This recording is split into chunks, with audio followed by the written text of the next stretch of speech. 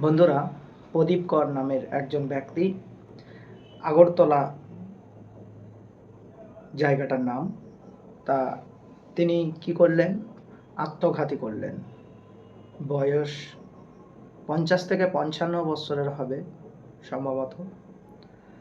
তো বন্ধুরা, তিনি এনআরসি এর আতঙ্কে তিনি আত্মঘাতী করলেন, নিজে নিজে সুসাইড করলেন। তার পাশ থেকে পাওয়া গেল একটা ডায়েরি। তো প্রথমে আপনারা ভিডিওটা দেখুন যে এই প্রদীপ কর তিনি এনআরসির ভয়ে আত্মঘাতী করলেন। আগে ভিডিওটা দেখুন, ভিডিও দেখার পরে আবার ফিরে আসছি।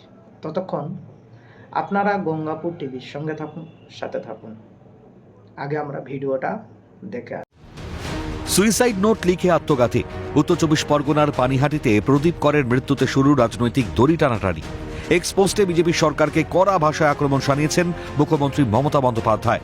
পাল্টা এক্স পোস্টে তদন্তের দাবি জানিয়ে বিজেপি নেতা অমিত মালব্য লেখেন, মমতা রাজ্যে এসআইআর আবহে এনআরসি আতঙ্ক আবার মাথাচাড়া দিয়ে উঠেছে। তৃণমূল ও পৌঁছানো যাবে।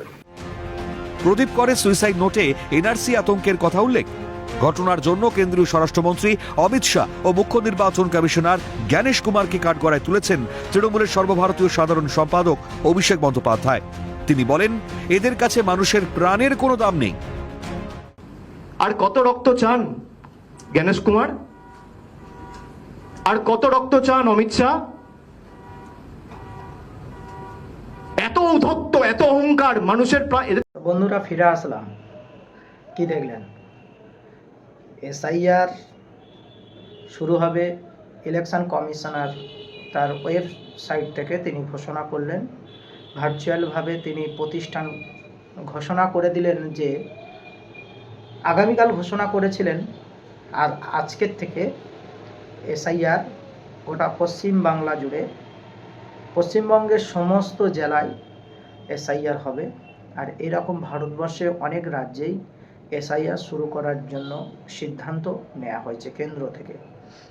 তো বন্ধুরা, মূল বিষয় যেটা আমি বলতে চাইছি, এসআইআর করবেন। এসআইআর তো ভালো জিনিস, খারাপ কিছু নয়। এসআইআর আপনার যেখানে আমার দেশের স্বচ্ছ ভোটার নির্বাচন করা হবে এবং গণ্য করা হবে, যারা মৃত হয়ে গেছে অর্থাৎ মারা গিয়েছেন তাদেরকে বাদ দেওয়া হবে, যারা ট্রান্সফার ভোটার তাদের নাম তালিকা থেকে বাদ দেওয়া হবে, এবং যারা নতুন ভোটার তাদেরকে জয়েন করা হবে। এছাড়া আমাদের ভারতবর্ষের কিছু ডি ভোটার আছে, অর্থাৎ আমাদের দেশের তারা নাগরিক নয়, তো তাদের ভোটার চিহ্নিত করার জন্য মূলত এসআইআর।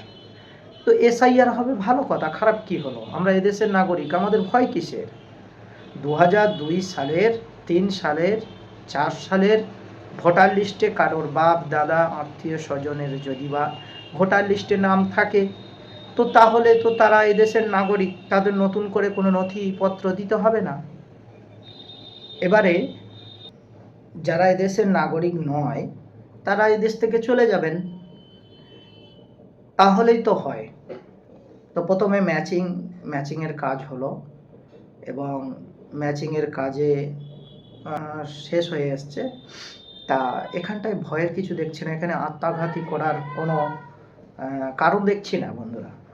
তা এবার বিষয় হচ্ছে, মানুষ কিসের জন্য প্রবঞ্চনায় পা দিচ্ছে এবং আতঙ্কই রয়েছে, সে বিষয়গুলো একটু বলি।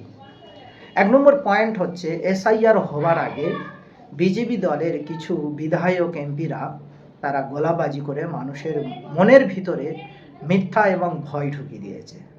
প্রথমে তারা বলেছে যে এসআইআর করে 1 থেকে 1.5 কোটি মানুষের নাম, মুসলমানদের নাম, রোহিঙ্গা মুসলমানদের নাম বাদ দেবে। আচ্ছা, রোহিঙ্গা মুসলমান, ওরা কি এদেশের রোহিঙ্গা মুসলমান নয়?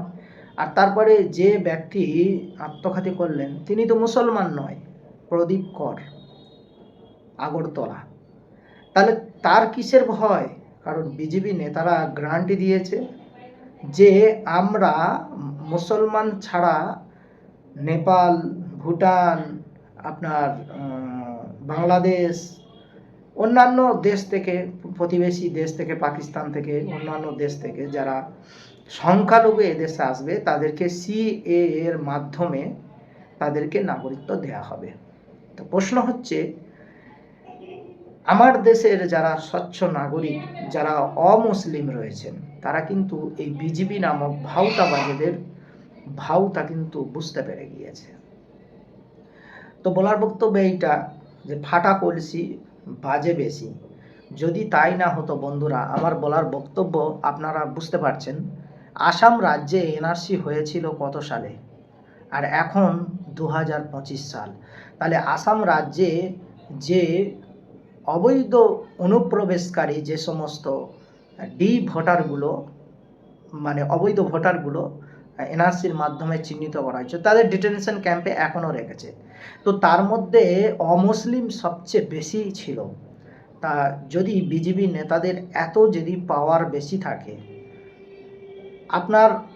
আমাদের দেশের প্রধানমন্ত্রী নরেন্দ্র দামোদর দাস মোদি এবং অমিত শাহ, তাছাড়া তার নেতা কর্মী যত রয়েছে তারা যেমন শুভেন্দু অধিকারী, সুকান্ত মজুমদার, এরা বড় বড় কথা বলে বলে বেড়াচ্ছে সামাজিক যোগাযোগ মাধ্যমে যে অমুসলিম যারা তাদেরকে নাগরিকত্ব দেওয়া হবে।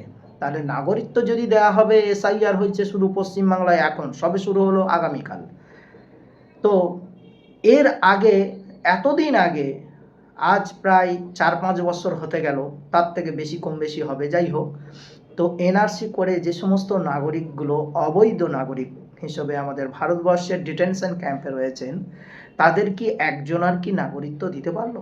বন্ধুরা, যারা অমুসলিম তাদের কাছে আমার এই প্রশ্নটা থাকলো, আপনারা যদি জানেন যে এর সঠিক উত্তর আমার কমেন্ট বক্সে এসে জানাবেন। এবারে চলে আসি দ্বিতীয় প্রশ্ন। দ্বিতীয় প্রশ্ন হচ্ছে, এনআরসি হবে, এনআরসি ভালো কথা, খারাপ নয়, এনআরসি। তো এনআরসি করতে গেলে এখানে অমুসলিম মুসলিম এমন কোনো সংবিধানে এনআরসির কোনো সিস্টেম হয় না, আর এটা করতেও পারবে না। কারণ আজ ভারতীয় জনতা পার্টি সে ক্ষমতায় আছে, সে মনে করছে ধরাকে সরাজ্ঞান ভাবতেই পারে। পার্টি আজ আছে, কাল থাকবে না, কিন্তু চিরস্থায়ী সংবিধান থাকবে। সংবিধান পরিবর্তন হয় না। সরকার আসবে, সরকার চলে যাবে।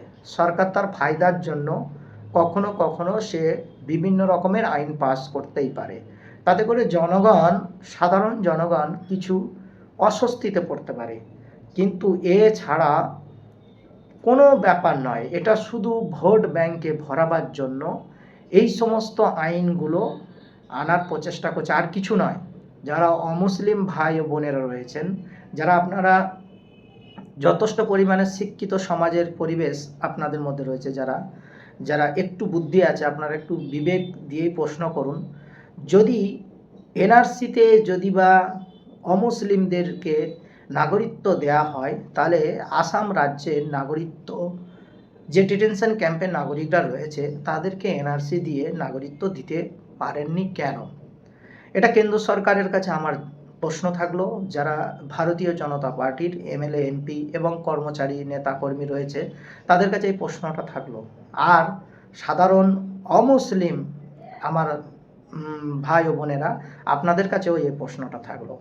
তারপরে যদি আসাম রাজ্যের যদি ডিটেনশন ক্যাম্পের নাগরিক, যারা অবৈধ নাগরিক যারা ধরা আছে, তাদেরকে যদি নাগরিকত্ব দিতে পারতেন কেন্দ্র থেকে, যদি সংবিধানে এরকম যদি রাইট থাকতো, আর যদি তারা দিতে সার্থক হতো, সমর্থন হতো, তাহলে পশ্চিমবাংলায় যারা অবৈধ নাগরিক রয়েছে, তাহলে অমুসলিম যারা, তাদেরকে নাগরিকত্ব দেওয়া তাদের সমর্থ হতো।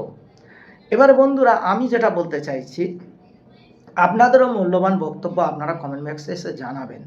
কারণ ভোটের সময় আসলে তখন কিন্তু হিন্দু মুসলমানের ট্রাম্প কার্ড খেলা হয়, অথচ এরা ষড়যন্ত্র করে বিশেষ কোনো লাভ পায় না। হিন্দু মুসলমানের দাঙ্গা বাঁধিয়ে হিন্দু ভোটেদেরকে একদিকে করার চেষ্টা করেছে। আজ বিজেপি করেছে, এর আগে অনেক দল করেছিল, তবে বিজেপি প্রকাশ্য করেছে, তারা গোপনে করেছে, কিন্তু বিশেষ কোনো লাভ হয়নি। কারণ আমরা ভারতীয়, আমরা গর্বিত। আমরা জাতি, বর্ণ, ধর্ম নির্বিশেষে সমস্ত মানুষ আমরা ঐক্য এবং ভ্রাতৃত্ববোধ এবং গণতন্ত্রকে বিশ্বাস করি এবং আমাদের দেশের সংবিধানকে আমরা সম্মান করি। তাই আমাদেরকে কেউ আলাদা করতে পারবে না। সে দল এই ভারতবর্ষ থেকে মুছে যাবে, কেউ আলাদা করতে পারবে না। তা বন্ধুরা, আমার বলার বক্তব্য হচ্ছে, এই প্রদীপ কর তিনি একটু ভেবে দেখেনি যে ধরুন সে অবৈধ নাগরিক, তো তাহলে তাকে আত্মহত্যা করতে হবে এমন কোনো ব্যাপার নয়। সে নাগরিকত্ব পাওয়ার জন্য সে বিজেপি সরকার যে বলছে যে সিএ করবে, তার ফর্ম ফিল আপ করতে হবে। জানি সিএ এর মাধ্যমে অমুসলিমদেরকে নাগরিকত্ব দিতে পারবে না বন্ধুরা। এটা শুধু মানুষকে চিহ্নিত করছে যে কত মানুষ বিজেপি নামক পার্টির কথা শোনে, এটা শুধু চিহ্নিত করার কাজ চলছে। এটা করে সাধারণ অমুসলমান ভাই এবং বোনেদের ভবিষ্যৎ নষ্ট করার জন্য বিজেপির নেতারা উঠে পড়ে লেগেছে।